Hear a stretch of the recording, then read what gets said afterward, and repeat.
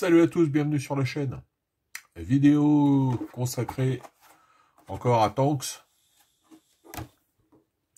Avec aujourd'hui les chars britanniques.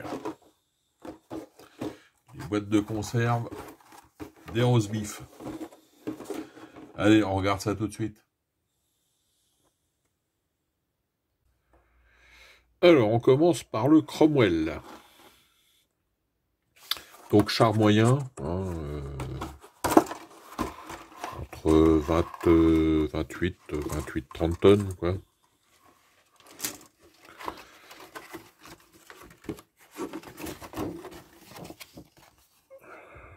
Le petit plan, très simple de montage. Donc, char britannique, après ce qu'ils appelaient les cruisers, des chars rapides, 64 km, je crois, ouais, donné pour 64 km/h sur route. Donc, ça fonçait. Alors, les chenilles, tourelles.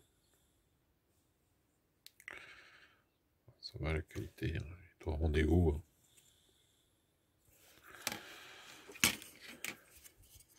La caisse. Donc là, on a deux options. Avec un canon de 75 et l'autre, c'est l'obusier. Donc, c'était du 95 mm. Alors, les Cromwell ont eu, je crois, 3 armements. Ça a commencé les premiers modèles avec un 6 livres. 6 livres, ça équivaut à 57 mm. Ensuite, le 75. Et pour le soutien d'infanterie, un obusier de 95.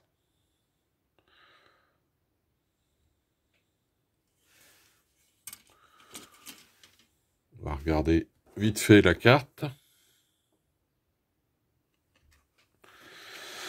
Donc, initiative 8, ça correspond bien, puisque c'est un char rapide. Donc, en tir 4. Bon, c'est vrai que son armement n'était pas des plus terribles. Protection 1, char moyen, et 5 points de vie. Qu'on peut voir qu'ils ont fait une seule carte, donc que vous fassiez le modèle 75 mm ou obusier de 95. C'est la même chose. Voilà donc pour le Cromwell. Alors, on passe ensuite au Sherman Firefly.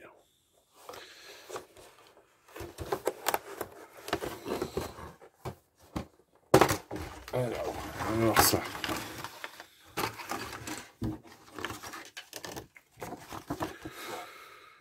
Le plan, donc on a plusieurs options. On va regarder ça tout de suite.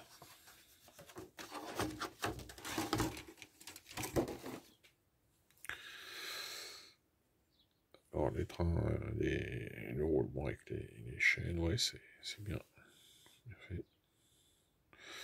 Donc on voit qu'on a deux options pour la face.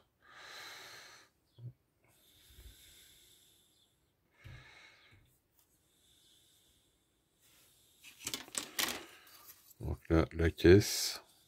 Donc selon l'option qu'on va choisir, on viendra mettre une de ces deux pièces-là sur l'avant de la caisse. Tourelle, évidemment, avec deux modèles de tourelle, puisque la tourelle a été rallongée pour y loger le 17 livres. Parce que donc le Sherman Firefly, donc base de Sherman et canon de britannique de 17 livres, ce qui équivaut à de 17 Pounder, ce qui équivaut à 77 mm à peu près, qui était le seul canon anti-char pour l'année, on va dire 43-44, capable de taper les Tigers ou les Panthères. On a donc l'option aussi, hein, si on veut le mettre en 75 mm, hein, en Sherman tradi, on va dire. Mais voilà, l'intérêt, bien sûr, est de le mettre en Firefly avec son 17 Pounder. Donc il servait en peloton avec des Cromwell en général, ou d'autres Sherman 75 mm. En fait, leur rôle, c'était d'intervenir quand il y avait du très lourd en face. Alors, on va regarder la carte.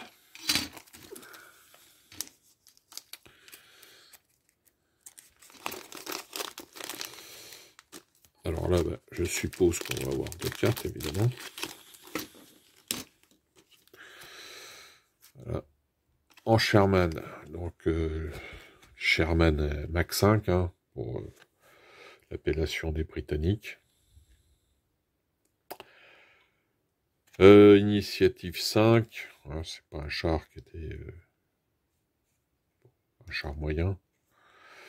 Donc avec le 75 mm, évidemment, puissance 4 au tir. 1 en défense, 4 points de vie. Et le Firefly est plus costaud, évidemment, avec son canon de 17 Pounder, évidemment. Là, il passe à 5 en attaque. Et il passe même à 5 en point de vue, puisqu'il était un peu plus blindé. Il y avait des renforcements. La défense reste la même. Voilà pour le Firefly.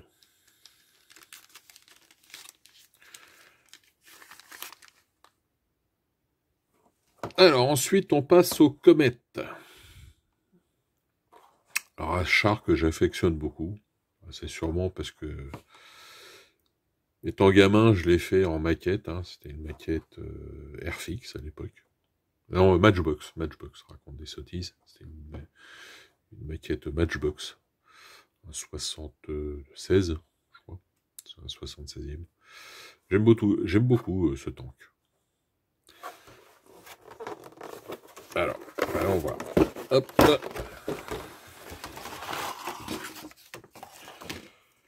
Plan de montage. Hein, très simple. Par contre, là, je pense pas qu'on ait plusieurs options, hein, puisque le Comet... D'ailleurs, il n'y a qu'une seule grappe. Hein. Le Comet a été un char, donc c'est un char de fin de la guerre. Hein. Je crois qu'il a été mis en service... je sais même pas. Ouais, sûrement vers 44, hein, je crois que c'est 44 sa mise en service. Char, il fait combien? Il fait dans les 36 tonnes par là, donc un peu plus costaud que un peu plus lourd que les Sherman ou le Cromwell. Bon, le dessin de la caisse, hein, c'est un peu le même principe que les Cromwell. Hein. Char rapide aussi quand même. 51 km/h sur route. Ça fonce quand même. Donc la caisse, hein, on est dans le prolongement de l'architecture du Cromwell, qu'ils vont conserver aussi sur la suite, hein, puisque le successeur du Comet, c'est évidemment le Centurion, qui lui apparaît à la fin de la guerre, vraiment à la fin, avec un canon de 90. Centurion, c'est un peu même architecture de caisse, mais bon, en plus costaud quand même. Bon, là, on revient sur le Comet. Donc, il est équipé d'un 77 mm. Alors, c'est pas le 17 livres, hein, c'est pas le 17 Pounder qui équipe le Sherman Firefly qu'on a vu juste avant. C'est un autre canon. Il était même un peu moins performant, je crois. Enfin, peu de choses près que le 17 livres. Donc, des trains de roulement, hein, qui permettaient, ce genre de train de roulement qui permettait des chars rapides. Le modèle, je crois que c'est les trains de roulement Christie, qui était un peu l'architecture des trains de roulement Christie, qu'on voit notamment sur les T-34.